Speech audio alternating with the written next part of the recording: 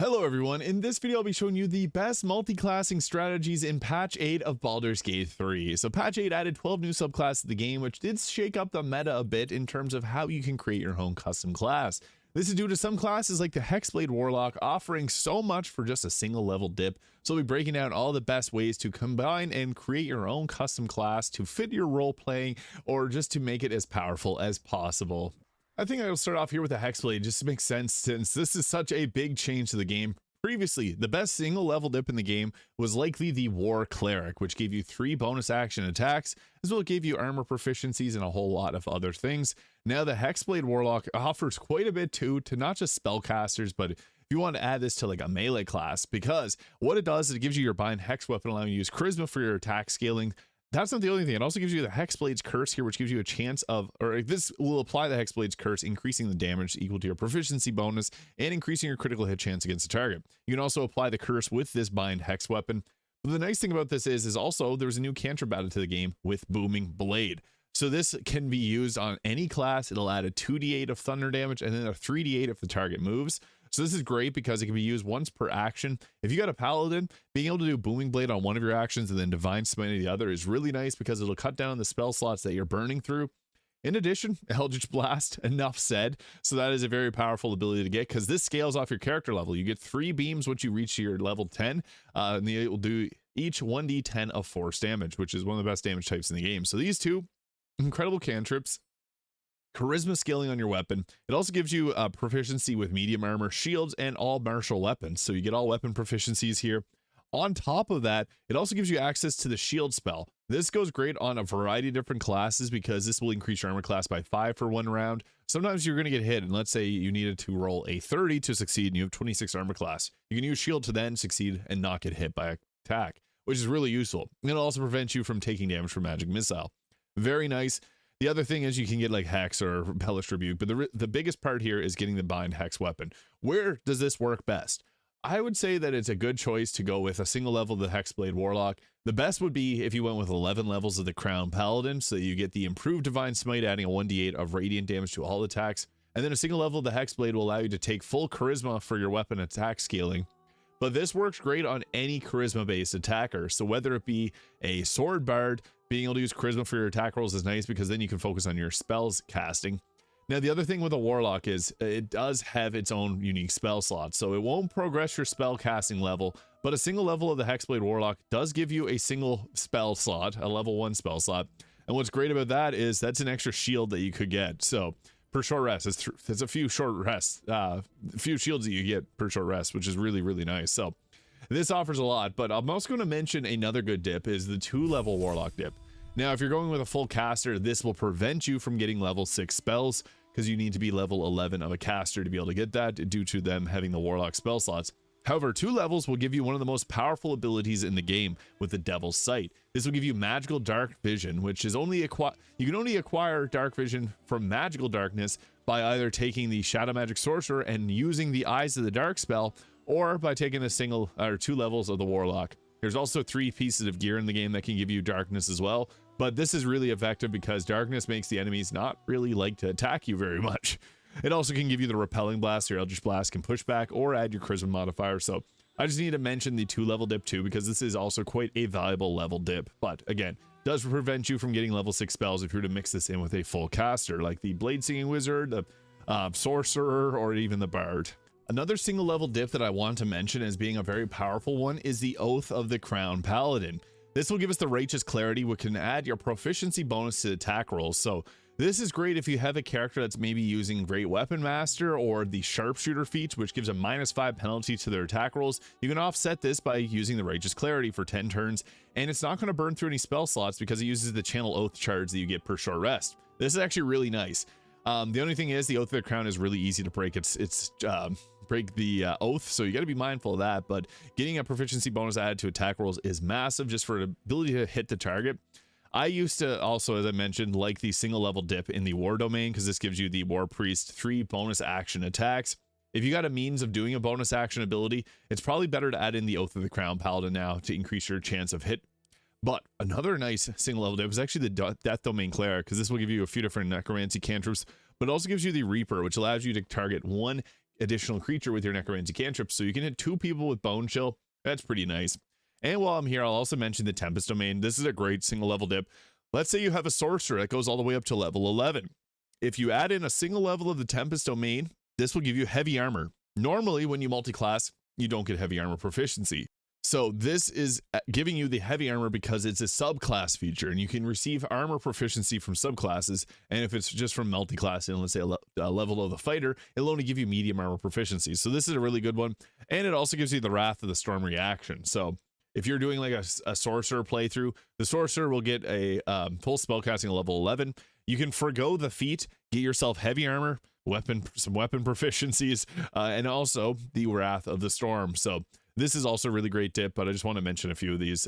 My favorite right now being the Oath of the Crown Paladin, but that's just another choice. Now I do want to mention the Wizard because this works very well now since it gets an extra attack with the Bladesinging Wizard. So you can actually multi-class this with, let's say, a Cleric, and you can get your, full spellcasting levels.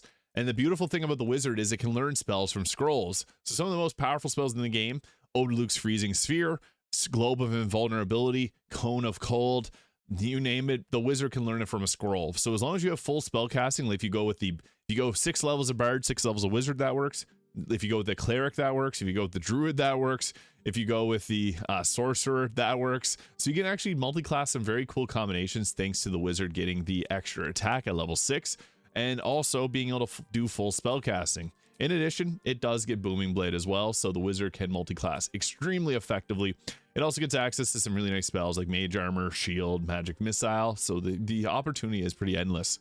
Another reason why the Bladesinging Wizard is so great, it's because you can add the Blade Song to your character. So at level 2 here, we get a +2 to armor class. Your movement speed will increase 3 meters, and you gain advantage in acrobatics and a +2 to your constitution saving throws. This will increase as well as you increase in your wizard level, so you can get this up to level 5. Level 5, you get a +3, and then at level 10, you get a +4 to your armor class and saving throws, which is really nice.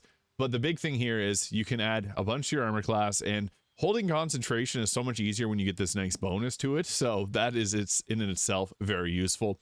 It also does multi-class well the Star Druid, which is kind of a nice combination. It's unique. So yeah, the big thing here is it's level 6 extra attack. The nice part about this is most classes get their subclass features at level 6. So you can multi-class this with another class. Let's say the Light Cleric, they get improved Warding Flare at level 6 to give disadvantage on enemies attacking your team. This will pair well. You can get the full spell slot progression. You can cast spells, do melee attacks, you name it. It's got it covered. Now, another nice thing I'm just going to briefly talk about at a level dip. Going to level 10 of the Bladesinging Wizard and then 2 levels of the Paladin. This can give you smites, and you keep level 6 spell progression because the Paladin, being a half caster, will give you the equivalent of like a level 11 spell progression. So that can also learn spells from scrolls, which is really nice. So 10 levels of the Bladesinging Wizard with 2 levels of the Oath of the Crown or any Oath Paladin, Divine Smites, and then you can learn level 6 spells from scrolls. Even though you're not able to select them from the Wizard itself, the max you get is level 5 from its level up screen. You can always just learn them from scrolls. So the Bladesinging Wizard is a huge change to the meta, as it offers a lot of versatility between melee combat as well as spellcasting. One of the best dips in the game for a lot of classes like the Monk and the Barbarian is 3 levels of the Rogue Thief. However, with patch 8, we got ourselves a Swashbuckler Rogue, which opens things up because it is quite interesting in how it plays out. So not only do you get the very powerful bonus action dash, disengage, and hide, once we get to level 3, we get ourselves the ability to do a sneak attack without requiring advantage. So that is pretty effective because you can get an extra damage die on your attack using sneak attacks, and you won't have to have advantage for it to trigger, which is great. It also gives you a bonus to your initiative. You can't have too much initiative. Going first in combat is one of the best things you can do because sometimes you can just end the combat encounter before it even starts, basically. So that is good. But it also gives you the fancy footwork. So if you do an attack against a target, you can run away and not get hit by them. So that's great. The thing is, this Swashbuckler is interesting. It combines well with other classes because at level 4, you get yourself a feed. It's typically best to do splits at like 4 levels. Now, this is one of the only 4 level dips in the game that's really good because it gives us the dirty trick flick of the wrist. So this is basically a bonus action attack that can possibly disarm the target. So this is better than a main attack. This has the damage die of whatever your weapon is. So if you're using really any finesse weapon, You flip your weapon at the target and possibly disarm them. The thing is, this does require charisma for this, the Vicious Mockery, and the Sand Toss actually uses your dexterity. But these abilities are very effective because they give you a use for your bonus action. Not every class has a lot of good uses for their bonus action, so this changes that. It makes it so that you got something useful to do, like damaging a target, giving disadvantage on attack rolls, or even blinding the target, which is really good. So this is great because you can take 4 levels of this and then 8 levels of another class, and you still get all 3 of your feats. Where does this multi-class best? I would say the Swashbuckler Rogue goes well with the Sword Bard, because then you can do your 2 flourish attacks, and then you get a bonus action flick of the wrist. And it uses charisma, so you got all of that covered.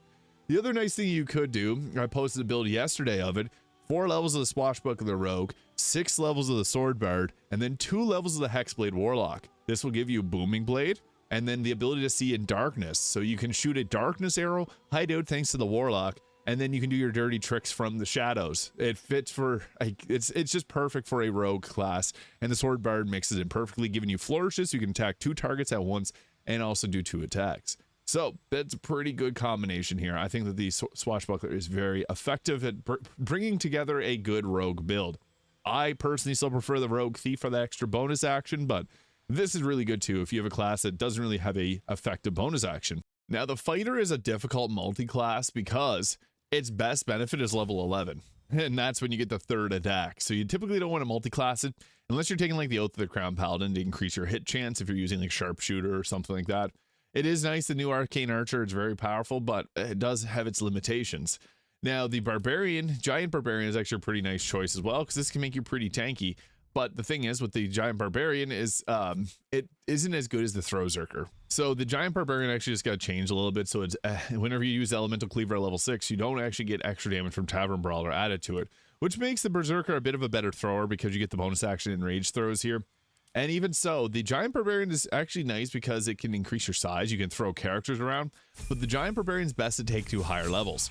Once we get up to level 5, we get our extra ability, the Boot of the Giants, which is really nice because it does flat damage. It doesn't do a damage die. It does a flat 9 damage, and it scales up as you can continue in level. And you can possibly kick targets off of ledges.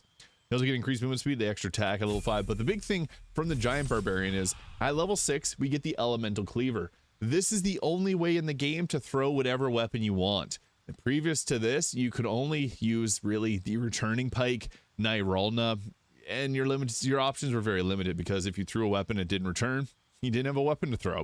But this changes things. It can add additional acid, cold, fire, lightning, or thunder damage to your attack, and the weapon gains the thrown property. This means you can throw great swords and they'll actually do their 2d6 damage die instead of just a 1d4, which is really nice. And this makes it so it immediately appears in your hand. So this is good. It's tough to multi-class, but giving yourself an extra ability to throw whatever you want is pretty nice. That's why I just wanted to quickly mention this here. 6 levels again is pretty steep. It's not like the Wizard, which brings so much utility to the table. This just opens things up to throw whatever you want. Now, the Shadow Magic actually multi-classes pretty well. You get the Strength of the Grave, so if you get reduced to 0 health, you can stand back up. You'll get Superior Dark Vision, but you can't see in Magical Darkness until once you hit level 3, which gives you the Eyes of the Darkness. This is a spell that creates darkness that you can also see within, which is really nice because darkness, again, you can camp out and you're pretty safe while you're in there. Now, this is a pretty steep 3 levels of a spellcaster to multi-class and get the Eyes of the Dark. It's nice, but you could also go a little bit higher with this. So at level 6, you get the Hound of Ill Omen. It has 42 health. If it gets hit with a melee attack that doesn't have radiant damage, it splinters off into more dogs. But the reason I wanted to mention this for multi-classing is because multi-classing with the 6 levels of the Hexblade Warlock, the Hexblade Warlock gets the Accursed Spectre. It's a ghost that can attack, and it actually has a unique interaction with the Hound of Ill Omen, so it can actually do the attack right behind you, where it will teleport into an attack. Kind of cool. So there is a combination here between 6 levels of the Shadow Magic Sorcerer and the Hexblade Warlock. I have a build on my channel if you want to check that out, but it's a pretty cool interaction, so I just want to mention that. And the last combination I want to mention is the Ranger. So we got ourselves the Swarmkeeper Ranger with patch 8. Why this is pretty cool and effective is because it can add additional damage to your attacks. So the problem is the Beastmaster and the Hunter both require you to go to level 11 to get their true power with the extra attack from the Ranger, and the Hunter gets their volley attack at level 11. The Gloomstalker is very front loader, but I think everyone knows that this is a really good class to multi-class with because it gives you an extra attack. It gives you an extra attack on the first round of combat. It gives you a bonus to your initiative. But the Swarmkeeper, why this is interesting is if you got Hunter's Mark, you'll deal additional damage to the target. It also gives you Mage Hand, one of the best cantrips in the game, because you can throw healing potions to heal yourself. But the Gathered Swarm is the big benefit here. So this adds a 1d6 of either piercing, lightning, or psychic damage. And they can also choose to blind the target, shock the target, or push the target. And it can also teleport you, making it pretty effective. I like to add a little bit of psychic damage or lightning damage to my attacks. This is good for a single 3-level dip. Being able to add once per turn some elemental damage to your weapon is pretty nice.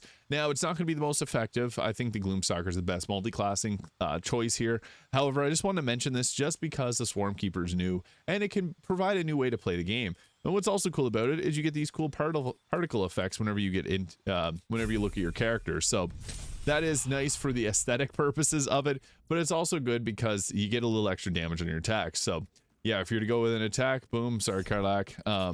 You can also apply the 1 to 6 psychic damage. You can blind your target or you can teleport. What's nice about that is that gives you a little bonus action ability to move away. So yeah, those are some pretty great strategies for multiclassing patch 8 subclasses in Baldur's Gate 3. If you have any questions, feel free to leave them in the comments below. I'm always happy to respond to questions as soon as I possibly can. And if you found this video useful, please hit the subscribe button below if you haven't already. I hope you have an incredible day, and we'll see you all in the next video.